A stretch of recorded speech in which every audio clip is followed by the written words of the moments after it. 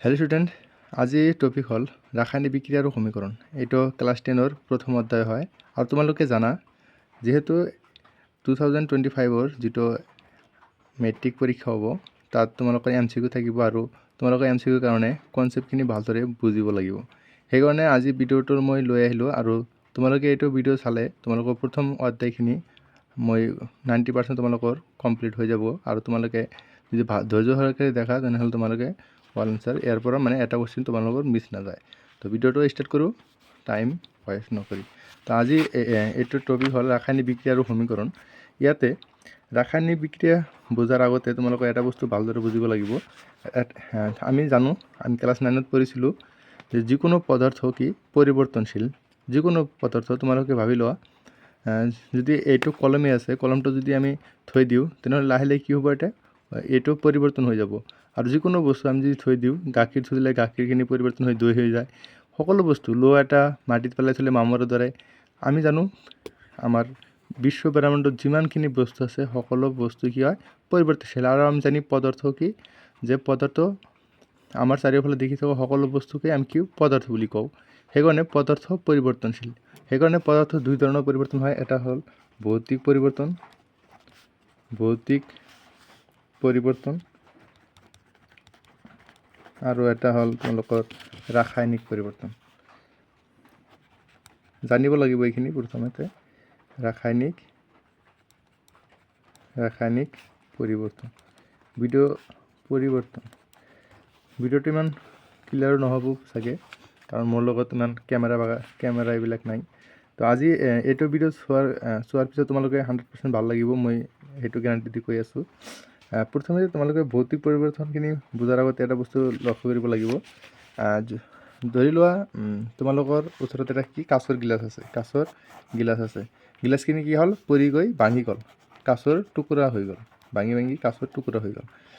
ইয়াতে তোমালোকে গম পালা প্ৰথমে বস্তুটো কাঁচেৰেদি তৈয়াৰী আছিল। ইয়াতে কাঁচ আছিলে। বস্তুটো পৰিৱৰ্তন হোৱাৰ পিছত মূল যিটো বস্তু আছে সেইটো কি কাঁচেই আছে। সেইটো কাঁচ আৰু আগতে কি আছিল, কাঁচ আছিল। আৰু যেতিয়া কোনো এটা বস্তু পৰিৱৰ্তন হোৱাৰ পিছত মূল বস্তুখিনি একেই থাকে তাকে আমি ভৌতিক পৰিৱৰ্তন বুলি কোৱা হয়। আৰু এইটো যদি অসমীয়াত কওঁ আমি কেনেকৈ ক'ম, ভৌতিক পৰিৱৰ্তন এনেধৰণৰ পৰিৱৰ্তন যি পৰিৱৰ্তনৰ ফলত বস্তুটোৰ মূল পদাৰ্থখিনি একেই থাকে কিন্তু তাৰ আকাৰ আকৃতি কি হয়, বেলেগ বেলেগ হয়। ইয়াতে আকাৰ যেনেকৈ আছিল তেনেকৈ নাই, ইয়াতে পৰিৱৰ্তন হৈ গৈছে। আৰু তেনে পৰিৱৰ্তনৰ কি ক'ম, আমি ভৌতিক পৰিৱৰ্তন ক'ম। এতিয়া আমি ৰাসায়নিক পৰিৱৰ্তন ধৰি লওঁ। ইয়াতে এটা গিলাচ আছিলে, গিলাচত কি আছিল, গাখীৰ আছিলে। কি আছিলে, গাখীৰ। যদি আমি গাখীৰত যদি টেঙা বস্তু দি দিওঁ তেনেহ'লে পৰিৱৰ্তন হ'ব। তোমালোকে জানা পৰিৱৰ্তন কি হ'ব, যেতিয়া আমি গাখীৰত টেঙা বস্তু দিম তেতিয়া কি হ'ব, এই দৈ লৈ পৰিৱৰ্তন হ'ব। আৰু ইয়াতে তোমালোকে দেখি পালা যে প্ৰথমে বস্তুখিনি গাখীৰ আছিলে আৰু টেঙা আছিলে। ইয়াতে পৰিৱৰ্তন হোৱাৰ পিছত কি হ'ল, নতুন এটা বস্তু সৃষ্টি হ'ল, দৈ এটা নতুন বস্তু। সেইকাৰণে ৰাসায়নিক পৰিৱৰ্তনৰ ফলত কি হয় যে ৰাসায়নিক পৰিৱৰ্তন এনেধৰণৰ পৰিৱৰ্তন যি পৰিৱৰ্তনৰ ফলত এটা নতুন পদাৰ্থ সৃষ্টি হয়। ইয়াতে যিটো গাখীৰৰ টেঙা আছিলে ইয়াৰ উপৰি কি হ'ল, ইয়াতে নতুন এটা বস্তু সৃষ্টি হ'ল। আৰু যি পৰিৱৰ্তনত নতুন পদাৰ্থ সৃষ্টি হয় তাকে আমি কি ক'ম, ভৌতিক পৰিৱৰ্তন ক'ম। আৰু এইখিনি আমি যেতিয়া লিখিম কেনেকৈ কিহৰ মাজত হ'ল সেইটো যদি লিখিম, ইয়াত প্ৰথমে লিখিম টেঙা প্লাছ গাখীৰ, ইয়াতে কি হ'ল যে দৈ হ'ল। আৰু এনেকৈ লিখাটোকে আমি কি ক'ম, যে ৰাসায়নিক বিক্ৰিয়া। অ'কে। তো ৰাসায়নিক পৰিৱৰ্তন মানেই ৰাসায়নিক বিক্ৰিয়া বুলি আমি ক'ব পাৰোঁ। তো ইয়াতে তোমালোকে দেখি পালা যে প্ৰথমে বিক্ৰিয়া হোৱাৰ আগতে যিখিনি বস্তুৰ মাজত আমি বিক্ৰিয়া ঘটালোঁ তাক আমি কি ক'ম, বিক্ৰিয়ক বুলি ক'ম। আৰু যিটো পদাৰ্থ ৰাসায়নিক পৰিৱৰ্তন হোৱাৰ পিছত সৃষ্টি হৈছে তাক আমি কি ক'ম, বিক্ৰিয়াজাত পদাৰ্থ। ইয়াতে তোমালোকে এইখিনি মোটামুটিভাৱে বুজি পালা। তোমালোকৰ ইয়াতে এইখিনি আছিলে আউট। তো আজি আমি তোমালোকৰ এতিয়া মই কিতাপত কি আছে, প্ৰথমতে তোমালোকে ইয়াতে এটা বস্তু ইয়াতে ভালদৰে চাবা। প্ৰথমতে ইয়াতে আমি এটা কি নিলাম মেগনেছিয়ামৰ ফিতা ল'লোঁ। কি নিলাম মেগনেছিয়ামৰ ফিতা। মেগনেছিয়াম আমি জানো যে ধাতু এটা। মেগনেছিয়ামৰ ফিতা আমি এটা ল'লোঁ কাটি কেনে, ঠিক আছে। তো ফিতা লোৱাৰ পিছত কি কৰিলোঁ আমি যে জুইত দহন কৰিলোঁ। ইয়াতে মমবাতি ল'লোঁ এটা, ইয়াতে কি কৰিলোঁ আমি দহন কৰিলোঁ, জ্বলালোঁ। জ্বলাৰ পিছত কি হ'ব যে ইয়াতে তোমালোকৰ মেগনেছিয়াম ফিতা আৰু এই বায়ুৰ যিখিনি অক্সিজেন আছিলে এই অক্সিজেনৰ মাজত বিক্ৰিয়া হ'ব। ইয়াতে অক্সিজেনৰ লগত বিক্ৰিয়া হৈ কেনে কি হ'ব তোমালোকৰ ইয়াতে মেগনেছিয়াম অক্সাইড হ'ব। মেগনেছিয়াম অক্সাইড হ'ব। ইয়াতে বিক্ৰিয়া কাৰ মাজত হ'ল যে বায়ুৰ অক্সিজেন আৰু মেগনেছিয়ামৰ মাজত হ'ল, আৰু বিক্ৰিয়া হোৱাৰ পিছত কি উৎপন্ন হ'ল মেগনেছিয়াম অক্সাইড। আৰু যিখিনি বিক্ৰিয়া হোৱাৰ আগত আছিলে সেইখিনিৰ নাম কি ক'ম আমি বিক্ৰিয়ক। আৰু যিখিনি বিক্ৰিয়া হোৱাৰ পিছত উৎপন্ন হ'ল, নতুন এটা বস্তুৰ উৎপন্ন হ'ল, তাক আমি কি ক'ম বিক্ৰিয়াজাত পদাৰ্থ। এইখিনি তোমালোকে বুজি পাইছা চাগে, বিক্ৰিয়াজাত পদাৰ্থ। ইয়াতে তোমালোকে এটা বস্তু ভালদৰে লক্ষ্য কৰিবা যে ইয়াতে যেতিয়া আমি ফিতাখিনি জ্বলাম তেতিয়া এই মেগনেছিয়াম ফিতা ভালদৰে পৰিষ্কাৰ কৰি ল'ব লাগিব। এইটো তোমালোকৰ কুৱেশ্যন আছে, কিহৰ কাৰণে পৰিষ্কাৰ কৰি ল'ব লাগিব। তোমালোকে জানা যদি এটা বস্তু আমি যদি এইটো কলমটোৱে যদি আমি দহন কৰোঁ, আগুনত জ্বলাওঁ, তেনেহ'লে যদি এইটো কলম ওপৰত যদি কোনো পুৰলেপ থাকে, ধৰি লওক মাটিৰ পুৰলেপ আছে বা বেলেগ কিবা পুৰলেপ আছে, তেতিয়া কি ভালদৰে কি যে জুইৰ কণ্টাক্টত আহিব নোৱাৰিব, কাৰণ কভাৰ হৈ থাকিব। সেইকাৰণে আমি যদি এইটো মুচি কিনে ভালকৈ দহন কৰোঁ তেনেহ'লে কি যে এইটো যিটো বিক্ৰিয়া ঘটাৰ যিটো তীব্ৰ সেইটো কি স্পীডটা কি হ'ব বেছি হৈ যাব তোমালোকৰ। সেইকাৰণে বিক্ৰিয়াটো মানে সোনকালে হৈ যাব। আৰু যেতিয়া পুৰলেপ থাকিব তেতিয়া কি বিক্ৰিয়াটো ঘটিবলৈ অলপ সময়ৰ প্ৰয়োজন হ'ব, মানে ৰাসায়নিক বিক্ৰিয়া কি কৰি দিব গতি কমাই দিব। সেইকাৰণে আমি ক'ব পাৰোঁ যে ৰাসায়নিক মেগনেছিয়াম ফিতা এটা পৰিষ্কাৰ কৰি ল'ব লাগে, কাৰণ মেগনেছিয়াম আৰু অক্সিজেনৰ মাজত বিক্ৰিয়া ঘটাবলৈ কি কৰে ৰাসায়নিক বিক্ৰিয়াৰ গতি কমাই দিয়ে। পৰিষ্কাৰ কিয় কৰিব লাগে, কাৰণ অপৰিষ্কাৰ মেগনেছিয়াম ৰাসায়নিক বিক্ৰিয়া এটাৰ গতি কমাই দিয়ে। সেইকাৰণে আমাৰ পৰিষ্কাৰ কৰি ল'ব লাগে। ইয়াতে তোমালোকে এটা বস্তু দেখা পালা, ইয়াতে মেগনেছিয়ামৰ এটা মৌল আছিলে, মেগনেছিয়াম প্লাছ ইয়াতে অক্সিজেনৰ দুটা এটম আছিলে। ইয়াতে কি হ'ল মেগনেছিয়াম অক্সাইড হ'ল। ইয়াতে ৰাসায়নিক বিক্ৰিয়া এটা ঘটাৰ পিছত কিছুমান পৰিৱৰ্তন হয়। ইয়াতে উষ্ণতাৰ পৰিৱৰ্তন হ'ব। 1 নম্বৰ তোমালোকৰ উষ্ণতাৰ পৰিৱৰ্তন হৈ যাব। ইয়াতে আমি আছে কিতাপত, মই লিখিলে বহুত টাইম হৈ যায়। তো ইয়াতে প্ৰথমতে ৰাসায়নিক বিক্ৰিয়া হোৱাৰ পিছত কিছুমান পৰিৱৰ্তন হয়। প্ৰথমে কি আছে তোমালোকৰ অৱস্থাৰ পৰিৱৰ্তন, 2 ৰঙৰ পৰিৱৰ্তন হ'ব, আৰু গেছৰ উৎপত্তি আৰু উষ্ণতাৰ পৰিৱৰ্তন। ৰাসায়নিক বিক্ৰিয়াত আমি এই 4টা কি পৰিৱৰ্তন দেখা পাওঁ। ইয়াতে তোমালোকৰ যিটো মেগনেছিয়াম অক্সাইড উৎপন্ন হ'ল, মেগনেছিয়াম অক্সাইড এইখিনি সাধাৰণতে কেনে বৰণৰ, এইখিনিৰ বৰণ যিটো আছিল সেইটো হ'ল মেগনেছিয়াম অক্সাইড সাধাৰণতে কি হ'ল বগা বৰণৰ। মেগনেছিয়াম অক্সাইড কেনেধৰণৰ বগা বৰণৰ। আৰু এতিয়া ৰাসায়নিক সমীকৰণ তোমালোকে ইয়াতে আমি আগতে কৈছোঁ যে যিবিলাকৰ মাজত বিক্ৰিয়া ঘটে সেইবিলাকো ক'ম বিক্ৰিয়ক, আৰু যি পদাৰ্থ বিক্ৰিয়া ঘটাৰ পিছত উৎপন্ন হয় তাক আমি কি ক'ম বিক্ৰিয়াজাত পদাৰ্থ। ইয়াতে ৰাসায়নিক সমীকৰণ লিখন আমি কেনেকৈ লিখোঁ যে মৌলবোৰৰ কি সংকেতেৰে আমি লিখোঁ। মেগনেছিয়ামক Mg ৰে আমি সূচাওঁ, আৰু অক্সিজেনক O দিয়ে সূচাওঁ। ইয়াতে মেগনেছিয়াম অক্সাইড উৎপন্ন হ'ল। ইয়াতে তোমালোকে একটা বস্তু ভালদৰে বুজি পাবা। ইয়াতে যেতিয়া ইয়াতে মেগনেছিয়াম প্লাছ অক্সিজেন বিক্ৰিয়া হ'ল তেতিয়া তোমালোকে কি হ'ল মেগনেছিয়াম অক্সাইড উৎপন্ন হ'ল। ইয়াতে দেখা পাইছা বিক্ৰিয়ক পদাৰ্থ আৰু বিক্ৰিয়াজাত পদাৰ্থৰ মৌলৰ পৰমাণুৰ সংখ্যা একে নহয়। ইয়াতে মেগনেছিয়াম এটা আছে, ইয়াতেও এটা আছে, ঠিকেই আছে, কিন্তু ইয়াতে অক্সিজেন দুটা আছে, ইয়াতে এটা আছে। সেইকাৰণে ৰাসায়নিক বিক্ৰিয়া যেতিয়া দুয়োফালে মৌলৰ পৰমাণুৰ সংখ্যা একে নাথাকে তাক আমি কি ক'ম জকা সমীকৰণ বুলি ক'ম, মানে খালী জকা সমীকৰণ। মানুহৰ যেতিয়া শৰীৰত মাংস নাথাকে তেতিয়া আমি কি ক'ম তাক জকা মানুহ ক'ম। মানে সেইকাৰণে ইয়াতে তোমালোকৰ এইটো জকা সমীকৰণ বুলি ক'ম। যিবিলাক ৰাসায়নিক বিক্ৰিয়াত বা ৰাসায়নিক সমীকৰণত বিক্ৰিয়ক আৰু বিক্ৰিয়াজাত পদাৰ্থৰ মৌলৰ পৰমাণুৰ সংখ্যা একে নহয়, তেনে ৰাসায়নিক সমীকৰণ বা বিক্ৰিয়াক আমি কি ক'ম? জকা সমীকৰণ বা জকা ৰাসায়নিক বিক্ৰিয়া বুলি ক'ম, জকা ৰাসায়নিক সমীকৰণ বুলি ক'ম। ঠিক আছে। তো এতিয়া আমি এই ৰাসায়নিক বিক্ৰিয়া আমি জকা অৱস্থাত ৰাখিব নোৱাৰোঁ, কিয়নো এটা সূত্ৰ আছিলে ভৰৰ নিত্যতা বিধি বা ভৰৰ নিত্যতাৰ সূত্ৰ, law of conservation of mass. সেইটো কি কয় যে ৰাসায়নিক বিক্ৰিয়া এটাত বিক্ৰিয়ক পদাৰ্থৰ মৌলৰ পৰমাণু সংখ্যা আৰু বিক্ৰিয়াজাত পদাৰ্থৰ মৌলৰ পৰমাণু সংখ্যা একে থাকিব লাগিব। কাৰণ একে থাকিব লাগিব, সেইকাৰণে ৰাসায়নিক বিক্ৰিয়া এটা আমাক কি কৰিব লাগিব? সন্তুলিত কৰিব লাগিব, মানে দুয়োফালে সমান কৰিব লাগিব। ইয়াৰ আগতে তোমালোকে এটা বস্তু বুজাই দিওঁ, ভৰৰ নিত্যতা বিধি কিহৰ কাৰণে কওঁ। এতিয়া তোমালোকে ধৰি লোৱা এটা চক আছে, চকটো তোমালোকে যদি হাতুৰি দি ভাঙি লোৱা তেনেহ'লে সৰু সৰু টুকুৰা হৈ যাব। তাৰপিছত সেইখিনি সৰু সৰু টুকুৰা যদি আকৌ ভাঙা তেনেহ'লে আকৌ সৰু সৰু হ'ব। তেনেহ'লে আমি লাষ্টত কি আমি চকুতে নেদেখোঁ, খালী চকুটোত, কিন্তু বস্তুখিনি কি থাকি যাব। যদি তাৰ মাজত আকৌ যদি আমি কৰোঁ তেনেহ'লে মানে বস্তুখিনি থাকি যাব। মানে আমি কোনো এটা পদাৰ্থ কি সৃষ্টি বা ধ্বংস কৰিব নোৱাৰি, আৰু এইখিনি আমি ভৰৰ নিত্যতা বিধি বুলি জানো।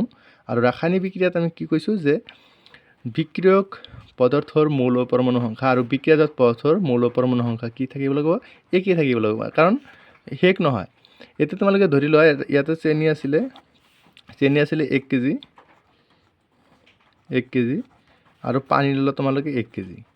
ইয়াতে যিমানখিনি বিক্ৰিয়া নহওক কিয় ইয়াতে 2 কেজি থাকিব। কি থাকিব? 2 কেজি থাকিব। বিক্ৰিয়া হোৱাৰ পিছতো 2 কেজি হৈ থাকিব। ইয়াতে আমি যদি যিকোনো বস্তু লওঁ, মানে বিক্ৰিয়া হোৱাৰ পিছত যদি ভাপ হৈ উৰি যাব পাৰে, মানে যদি মানে চবখিনি যদি ধৰি লওঁ আমি, তেনেহ'লে কি যে বস্তুখিনি একেই থাকিব, মানে চেঞ্জ নহ'ব, আৰু বৰটো একেই থাকিব। সেইকাৰণে ৰাসায়নিক বিক্ৰিয়াৰ ক্ষেত্ৰতো বিক্ৰিয়ক মৌলৰ পৰমাণু সংখ্যা আৰু বিক্ৰিয়াজাত পদাৰ্থৰ মৌলৰ পৰমাণু সংখ্যা কি সকলো সময়তে একেই থাকিব লাগিব। সেইকাৰণে ৰাসায়নিক বিক্ৰিয়াটা আমাৰ সন্তুলিত কৰিব লাগে।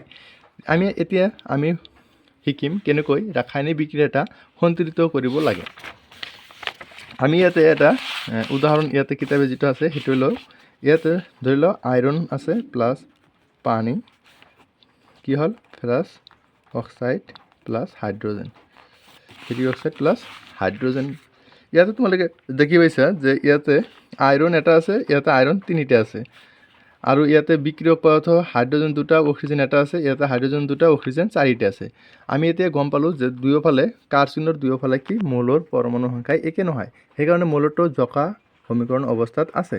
সেইকাৰণে আমি এইটো মৌল সন্তুলিত বা সমতুল কৰিব লাগিব। কেনেকৈ কৰিম? প্ৰথমতে তোমালোকে দেখি ল'বা, দুয়োফালে ভালদৰে চাবা। প্ৰথমে সেইখিনি বিক্ৰিয়ক পদাৰ্থখিনি ভালদৰে চাবা আৰু বিক্ৰিয়াজাত পদাৰ্থখিনি ভালদৰে চাবা। যিটো মৌলৰ পৰমাণু আটাইতকৈ বেছি সেইখিনি তোমালোকৰ টাৰ্গেট হ'ব। তো প্ৰথমে ইয়াতে দেখা পাইছোঁ, প্ৰথমে অক্সিজেনৰ মৌলৰ সংখ্যা আটাইতকৈ বেছি, অক্সিজেনৰ কেইটা আছে? 4টা আছে। এতিয়া আমি কাৰ্চিনৰ সোঁফালে অক্সিজেনৰ মৌল কিমানটা আছে? 4টা আছে। আমাৰ বাওঁফালেও কিমানটা কৰিব লাগিব? 4টা কৰিব লাগিব। তেনেহ'লে আমি যদি 4টা কৰোঁ, ইয়াতে আমি 4 দিব নোৱাৰোঁ, আমি এই আগৰখিনিত কি দিব লাগিব? 4 দিব লাগিব। এতিয়া অক্সিজেনৰ মানটো কিমান হ'ল? 4 হ'ল। ইয়াতেও 4 আছে, কিন্তু ইয়াতে অক্সিজেন ঠিক কৰোঁতে আমাৰ হাইড্ৰজেন পৰমাণু আগত 2টা আছিলে, এতিয়া কিমানটা হ'ল? 8টা হৈ গ'ল। 4 2 গুণ 8। তো ইয়াতে 8টা হৈ গ'ল। 4 লগত 2 পূৰণ কৰিলে আমাৰ 8 হৈ যাব। তো 8টা হৈ গ'ল, আৰু ইয়াতেও আমাৰ কেইটা আছে? 2টা আছে। তেনেহ'লে এইখিনি 8টা হ'ল। এতিয়া এই হাইড্ৰজেন পৰমাণু আমাৰ সোঁফালেও চেম কৰিব লাগিব, সেইকাৰণে আমি ইয়াতে 8 বনাব লাগিব। ইয়াতে এটা 4 দিব লাগিব। ইয়াতে হাইড্ৰজেন এতিয়া 8টা আছে, ইয়াতে হাইড্ৰজেন 8টা আছে, অক্সিজেন 4টা আছে, ইয়াতে অক্সিজেন 4টা আছে। এতিয়া আমি লক্ষ্য কৰিম ইয়াতে আইৰণ 3টা আছে, ইয়াতে এটা আছে, সেইকাৰণে ইয়াতে এটা 3 দি দিম, সেইটো আইৰণ 3টা হৈ গ'ল। আৰু এনেকৈ আমি সন্তুলিত কৰিব পাৰোঁ। আৰু পিছৰ ক্লাছত আমি ভালদৰে বুজিম, অনুশীলনী আৰু প্ৰশ্নাৱলী যিবিলাক আছে সন্তুলিত কৰাৰ কাৰণে, সেইখিনিত আকৌ আমি বুজাই দিম। আজি ক্লাছটো এনে শ্বৰ্টকাটভাৱে বুজাই আছোঁ। তোমালোকৰ টাৰ্গেট MCQ ৰাইট কৰিব লাগিব আৰু মই যিবিলাক MCQ দিম সেইবিলাক তোমালোকক কমন পৰিবই। নোটছখিনি তোমালোকৰ হোৱাটছআপ যিহেতু চেনেল আছে সেইটো জইন হৈ যাবা, লিংক থাকিব ভিডিঅ'ত, তোমালোকে তাৰ পৰা নোটখিনি পাই যাবা। এইটো পেজ যিটো আছে এইটো তোমালোকে কেনেকৈ সন্তুলিত কৰিব লাগে সেইটো বুজাই দিছে আৰু আমি সেইটো শ্বৰ্টকাট নিয়মত বুজিছোঁ।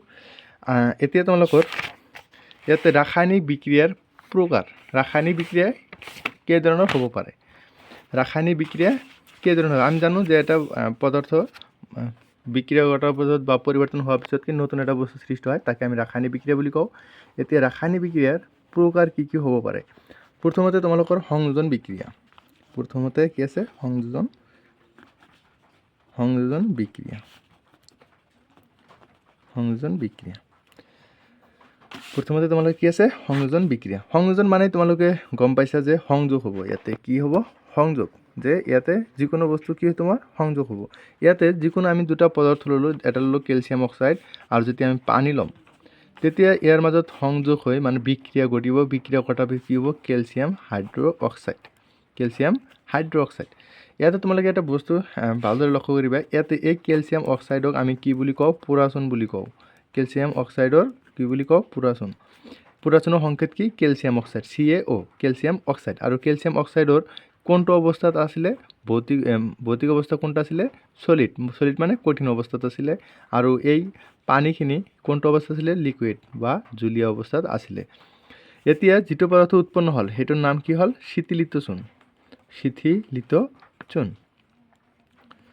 তোমালোকে এতিয়া এটা বস্তু ভালদৰে লক্ষ্য কৰিবা, তোমাৰ যেতিয়া ঘৰত চূণ আনে বজাৰৰ পৰা তেতিয়া আমি কি আনো কেলছিয়াম অক্সাইড, তেতিয়া কি আনো আমি কেলছিয়াম অক্সাইড। তেতিয়া আমাৰ বস্তুখিনি কি থাকে কেলছিয়াম অক্সাইড থাকে। আৰু ঘৰত আনি কিনে আমি কি পানীত যেতিয়া আমি পানীত দিওঁ তেতিয়া কি হয় তাৰ পৰা তাপ উৎপন্ন হয়। আমি লক্ষ্য কৰিলে ভালদৰে লক্ষ্য কৰিলে তাপ উৎপন্ন হয় আৰু তাত আমি হাত দিব নোৱাৰোঁ কাৰণ হাতখিনি জ্বলি যাব পাৰে। আৰু যিটো তাপ বিক্ৰিয়া ঘটাৰ পিছত যিখিনি দি আমি পান খাওঁ সেইখিনিৰ নাম কি হ'ল কেলছিয়াম হাইড্ৰ অক্সাইড আৰু সেইখিনি কি কওঁ আমি শীতলিত চূণ। ঠিক আছে, তো এইখিনি আমাৰ কি হ'ল ইয়াতে আমি গম পালোঁ যে দুটা পদাৰ্থৰ মাজত বিক্ৰিয়া ঘটাৰ পিছত এটা পদাৰ্থ সৃষ্টি হ'ল, সেইকাৰণে আমি তাক কি ক'ম সংযোজন বিক্ৰিয়া। সেইকাৰণে আমি সংযোজন বিক্ৰিয়াৰ যিটো ডিফিনেশ্যন আছে আমি যদি অসমীয়াত কওঁ কি আছে দুই বা ততোধিক বিক্রিয়ক পদাৰ্থ লগ হৈ, দুই বা ততোধিক বিক্ৰিয়ক পদাৰ্থ ইয়াতে দেখা পাইছে দুই বা ততোধিক বিক্ৰিয়ক পদাৰ্থ লগ হ'ল, লগ হোৱাৰ পিছত কি হ'ল এটা মাত্ৰ বিক্ৰিয়াজাত পদাৰ্থ উৎপন্ন হয় তাকে সংযোজন বিক্ৰিয়া বুলি কোৱা হয়। আৰু ইয়াতে সংযোজন বিক্ৰিয়া তোমালোকৰ যদি উদাহৰণ দেখোঁ আমি আৰু বহুতো সংযোজন বিক্ৰিয়াৰ উদাহৰণ আছে। ইয়াতে তোমালোকে দেখা পাইছা কয়লাৰ দহন, কয়লাৰ দহন কেনেধৰণৰ বিক্ৰিয়া সংযোজন বিক্ৰিয়া, কাৰ্বন আৰু অক্সিজেনৰ মাজত বিক্ৰিয়া কৰি কাৰ্বন ডাই অক্সাইড উৎপন্ন হয় আৰু এইটো কি হয় সংযোজন বিক্ৰিয়াৰ এটা উদাহৰণ। তেনেকৈ হাইড্ৰজেন আৰু অক্সিজেনৰ মাজত পানী যেতিয়া গঠন হয় তেতিয়া এই বিক্ৰিয়াটো কি ক'ম আমি সংযোজন বিক্ৰিয়া। ইয়াতে সংযোজন বিক্ৰিয়া আৰু এটা ডেফিনেশ্যন আছে, যেতিয়া দুই বা ততোধিক পদাৰ্থ লগ হৈ এটা মাত্ৰ বিক্ৰিয়াজাত পদাৰ্থ গঠন হয় তেতিয়া বিক্ৰিয়াবোৰক সংযোজন বিক্ৰিয়া বুলি কোৱা হয়। এতিয়া তোমালোকে আমি এটা বস্তু ক'লোঁ ইয়াতে যেতিয়া আমি পুৰাচূণ যেতিয়া আমি পানীত দিওঁ তেতিয়া কি হয় যে শীতলিত চূণ উৎপন্ন হয়, কেলছিয়াম হাইড্ৰ অক্সাইড উৎপন্ন হয়। আৰু যিহেতু এইটো বিক্ৰিয়াত কি হ'ল তাপ উৎপন্ন হ'ল, বিক্ৰিয়া ঘটাৰ সময়ত কি হ'ল যে তাপৰ উৎপন্ন হ'ল, সেইকাৰণে আমি তাক কি বুলি ক'ম তাপবৰ্জী বিক্ৰিয়া বুলি ক'ম। সেইকাৰণে আমি যদি ইয়াতে ডেফিনেশ্যনখিনি চাওঁ যিবোৰ বিক্ৰিয়াত বিক্ৰিয়াজাত পদাৰ্থ উৎপন্ন হোৱাৰ লগতে ইয়াতে বিক্ৰিয়াজাত পদাৰ্থ উৎপন্ন হোৱাৰ লগতে তাপৰ উদ্ভৱ হয় সেইবোৰক তাপবৰ্জী বিক্ৰিয়া বুলি কোৱা হয়। ওকে, তো এইখিনি যে আমি গম পালোঁ সংযোজন বিক্ৰিয়া তেনেহ'লে কি হ'ব এটা তাপবৰ্জী বিক্ৰিয়াৰো উদাহৰণ হ'ব, সংযোজন বিক্ৰিয়া তাপবৰ্জী বিক্ৰিয়াও হ'ব পাৰে। এতিয়া তাপবৰ্জী বিক্ৰিয়া ইয়াতে তোমালোকৰ কিতাপত কেইটামান উদাহৰণ দিছে। প্ৰাকৃতিক গেছৰ দহন, যিকোনো প্ৰাকৃতিক গেছ তোমালোকে যদি দহন কৰা তেতিয়া এইটো বিক্ৰিয়াক আমি কি ক'ম যে তাপবৰ্জী বিক্ৰিয়া বুলি ক'ম। আৰু 2 নম্বৰ কি শোষণো এটা তাপবৰ্জী বিক্রিয়া। শোষণ ক্রিয়া তোমালোকে জানা, যেতিয়া আমি শোষণ মানে কি, এতিয়া শোষণ আমি ভালদৰে বুজি ল'ব লাগিব। শোষণ মানে কি হয় যে যেতিয়া আমি খাদ্য খাওঁ খাদ্যখিনি আমি খোৱাৰ পিছত আমি ইয়াতে ভালদৰে বুজাই আছোঁ শোষণ ক্ৰিয়াটো, তাৰপিছত তোমালোকৰ ভালদৰে গম পাবা। ইয়াতে আমি ইমান ভালকৈ ডায়েগ্ৰামখিনি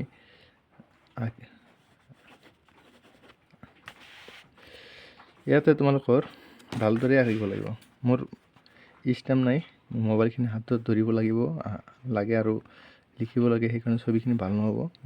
মই একচুৱেলি ছবি ভালকৈ আঁকিব পাৰোঁ, কিন্তু ইয়াতে এটা হাত দি কেনে নহয়। ৱাইট কৰিবা।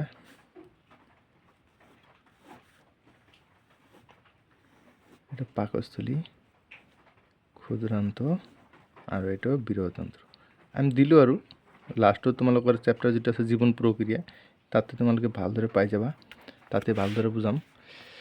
ইয়াতে তোমালোকে যেতিয়া আহাৰ খোৱা, আমি সাধাৰণতে ভাত খাওঁ, ৰুটি খাওঁ আৰু মাছ মাংস এইবিলাক খাওঁ, আৰু তোমালোকে কণী এইবিলাক খাওঁ। তো ইয়াতে তোমালোকে যেতিয়া ভাত খালোঁ, ভাত খোৱাৰ পিছত কি হয় যে আমাৰ গেলাচ নলী দি কি হয় পাকস্থলীত সোমায়। আমি জানো পাকস্থলী হাইড্ৰক্লিক এচিড থাকে আৰু মুখত লালটি থাকে, এমাইলেজ থাকে। তো এইবিলাক আমি লাষ্টত জীৱন প্ৰক্ৰিয়াত বুজিম। আজি শ্বৰ্টকাট মানে শোষণ ক্ৰিয়াটো কি সেইকাৰণে মানে বুজিম। তো প্ৰথমতে খাদ্যখিনি ভালদৰে পচন হোৱাৰ পিছত আমাৰ এই ক্ষুদ্ৰান্তত সোমায়, আৰু ক্ষুদ্ৰান্তত বেৰত ভিলিয়াৰ যোগেদি কি হয় যে খাদ্যবস্তুখিনি শোষণ হয়, শোষণ হৈ শৰীৰৰ কোষত সোমায়। ক'ত সোমায়? কোষত। আৰু কোষত আমি জানো যে মাইটকণ্ড্ৰিয়া থাকে, আৰু এই মাইটকণ্ড্ৰিয়াত কি হয় যে এই আমি যে খোৱা কাৰ্বহাইড্ৰেটখিনি, ভাতত কাৰ্বহাইড্ৰেট থাকে, আৰু কাৰ্বহাইড্ৰেটখিনি কি যে গ্লুক'জ হিচাপে কি হয় আমাৰ শৰীৰত এবজৰ্পশ্যন হয়। গ্লুক'জ হিচাপত কি হয় এবজৰ্পশ্যন হয়। আৰু এই গ্লুক'জ আৰু আমি যে উশাহত যে অক্সিজেন ল'লোঁ, অক্সিজেন গেছ দুয়োটাৰ মাজত বিক্ৰিয়া ঘটে, আৰু পানীৰ লগত বিক্ৰিয়া ঘটাৰ পিছত কি হয় যে ATP উৎপন্ন হয়। ATP মানে আমি শক্তি কম, আৰু প্লাছ কাৰ্বন ডাই অক্সাইড আৰু প্লাছ পানী উৎপন্ন হয়। ইয়াতে যিহেতু এই শোষণ প্ৰক্ৰিয়াত এই প্ৰক্ৰিয়াটো কি আমি কি ক'ম যে শোষণ প্ৰক্ৰিয়া যেতিয়া গ্লুক'জ অণু জাৰিত হৈ কি হয় ATP কাৰ্বন ডাই অক্সাইড পানী উৎপন্ন হয়, তাকে আমি কি ক'ম শোষণ বিক্ৰিয়া। আৰু এই শোষণ বিক্ৰিয়াত যিহেতু অক্সিজেনৰ প্ৰয়োজন আৰু পানীৰো প্ৰয়োজন, এইখিনি মানে বিক্ৰিয়া হোৱাৰ পিছত যিটো পদাৰ্থ উৎপন্ন হয়, লগতে কি হয় আমাৰ তাপৰো উৎপন্ন হয়। শোষণ প্ৰক্ৰিয়াৰ সময়ত কি হয় যে ATP কাৰ্বন ডাই অক্সাইড পানী উৎপন্ন হোৱাৰ লগতে কি হয় তাপৰো উদ্ভৱ হয়। সেইকাৰণে শোষণ প্ৰক্ৰিয়াক আমি কি ক'ম তাপবৰ্জী বিক্ৰিয়া বুলি কোৱা হয়। আৰু এইটো ক'ত সংঘটিত হয় শোষণ প্ৰক্ৰিয়া? আমাৰ শৰীৰৰ মাইটকণ্ড্ৰিয়াত সেইকাৰণে শক্তিৰ ভঁৰাল বুলি কোৱা হয়। এতিয়া আমি আৰু এটা বস্তু আছে, ইয়াতে বনস্পতিজাত দ্ৰব্যৰ পচন হাৰলৈ হোৱা পৰিৱৰ্তনৰ এটা তাপবৰ্জী বিক্ৰিয়া। এতিয়া তোমালোকে এটা বস্তু ভালদৰে বুজি ল'বা, যিবিলাক বস্তু মানে যিবিলাক প্লান্ট মানে উদ্ভিদ আমি থৈ দিলে কি যদি পেলাই দিওঁ তেতিয়া কি হয় পচি কেনে কি হয় তাপৰ উৎপন্ন হয়। তোমালোকে যেতিয়া মানে ঘৰত যিবিলাক মানে শাক পাচলি থাকিব সেইবিলাক পেলাই দিলে পচি কেনে তোমালোকে দেখিবা তাৰ পৰা এটা তাপৰ উদ্ভৱ হৈছে। সেইকাৰণে যিবিলাক পচনজাত পদাৰ্থ সেইখিনি যদি আমি পেলাই থওঁ তেতিয়া তাৰ পৰা কি এটা তাপৰ উৎপন্ন হয়, আৰু এই তাপটোকে আমি সাধাৰণতে মিথেন গেছ বুলি কওঁ। আৰু সেইকাৰণে বনস্পতিজাত দ্ৰব্য পচন হাৰলৈ পৰিৱৰ্তন হোৱা প্ৰক্ৰিয়াটো কি হয় এটা তাপবৰ্জী বিক্ৰিয়া। তোমালোকে যেতিয়া ঘৰত যেতিয়া তোমাৰ ধান কাটাৰ পিছত তোমালোকৰ খেৰ থাকে, আৰু খেৰখিনি যেতিয়া এটা ঠাইত জমা কৰি ৰাখা, তেতিয়া তাৰপিছত তোমালোকে ইয়াৰ পৰা বৰষুণ আহিলে খেৰখিনি পচি যাবলৈ ষ্টাৰ্ট কৰে, আৰু যদি তোমালোকে ভালদৰে ইয়াৰ পৰা খেৰখিনি আঁতৰাই লোৱা তেতিয়া তোমালোকে দেখিব পাবা ইয়াৰ পৰা তাপ উৎপন্ন হৈছে। আৰু সেইকাৰণে আমি ক'ম যে বনস্পতিজাত পদাৰ্থ যিবিলাক পচন হাৰলৈ পৰিৱৰ্তন হয় সেইখিনি কি হয় তাপবৰ্জী বিক্ৰিয়াৰ এটা উদাহৰণ। তো এইখিনি আছিলে। আৰু ইয়াতে আৰু এটা বস্তু তোমালোকে দেখা পাইছা বিয়োজন বিক্ৰিয়া। এতিয়া বিয়োজন বিক্ৰিয়া মানে কি? বিয়োজন বিক্ৰিয়া মানে কি যে ইয়াতে ভাগ হ'ব। তোমালোকে নামটো শুনি কেনে বুজি পাইছা যে ইয়াতে বস্তু এটা ভাগ হ'ব, বিয়োজন হ'ব। তো ইয়াতে আমি এক্সাম্পল কেলছিয়াম কাৰ্বনেট লওঁ। কেলছিয়াম কাৰ্বনেট কি অৱস্থা আছিলে? সলিড অৱস্থাত মানে কঠিন অৱস্থাত। আৰু ইয়াতে তাপ দিলোঁ, কি দিব লাগিব? তাপ দিলোঁ, দিয়াৰ পিছত কি হ'ল কেলছিয়াম অক্সাইড উৎপন্ন হ'ল বা পুৰাচন উৎপন্ন হ'ল, আৰু কাৰ্বন ডাই অক্সাইড। কেলছিয়াম অক্সাইড আমি জানো পুৰাচন বুলি কয়, পুৰাচন। ইয়াতে তোমালোকে এটা আৰু কেলছিয়াম কাৰ্বনেটক আমি চূণশিল বুলি কওঁ। চূণশিল মাৰ্বল এইবিলাকৰ আমি কেলছিয়াম কাৰ্বনেট বুলি কওঁ। কেলছিয়াম কাৰ্বনেট যিটো মানে খনন কাৰ্যৰ দ্বাৰা উলিওৱা হয় মাটিৰ পৰা, আৰু তাৰ পৰা কি হয় যে আমি তাতে তাপ দিওঁ, তাপ দিয়াৰ পিছত কি হয় বিক্ৰিয়া হয়। বিক্ৰিয়া হোৱাৰ পিছত কি হয় যে কেলছিয়াম অক্সাইড যিবিলাক আমি বজাৰৰ পৰা কিনি আনো, আৰু কাৰ্বন ডাই অক্সাইড, লগতে কাৰ্বন ডাই অক্সাইড গেছ উৎপন্ন হয়। ইয়াতে তোমালোকে দেখা পাইছে যে এটা এটা বিক্রিয়ক পদার্থ কেইটা আছিলে এটা বিক্রিয়ক পদার্থ ভাঙি দুই বা ততোধিক বিক্রিয়াজাত পদার্থ উৎপন্ন হৈছে সেইকাৰণে আমি তাক বিয়োজন বিক্ৰিয়া বুলি কোৱা হয় মানে আমি সাধাৰণতে কওঁ ইয়াতে এটা বিক্ৰিয়াত এটা মাত্ৰ বিক্ৰিয়ক পদাৰ্থ একাধিক সৰল বিক্ৰিয়াজাত পদাৰ্থলৈ ভাঙি গৈছে যিবিলাক ৰাসায়নিক বিক্ৰিয়াত এটা বিক্ৰিয়ক পদাৰ্থ দুই বা ততোধিক বিক্ৰিয়াজাত পদাৰ্থলৈ ভাঙি যায় তাক আমি সাধাৰণতে বিয়োজন বিক্রিয়া বুলি কওঁ এতিয়া তোমালোকে যেহেতু ইয়াতে গম পাইছে এটা বস্তু যে বিয়োজন বিক্রিয়া ঘটাৰ সময়ত আমাৰ তাপৰ প্ৰয়োজন হৈছে যেহেতু বিয়োজন বিক্ৰিয়া আমি তাপ প্ৰয়োগ কৰি ঘটাও সেইকাৰণে বিয়োজন বিক্ৰিয়াক আৰু এটা নামেৰে জনা যায় বিয়োজন বিক্ৰিয়াক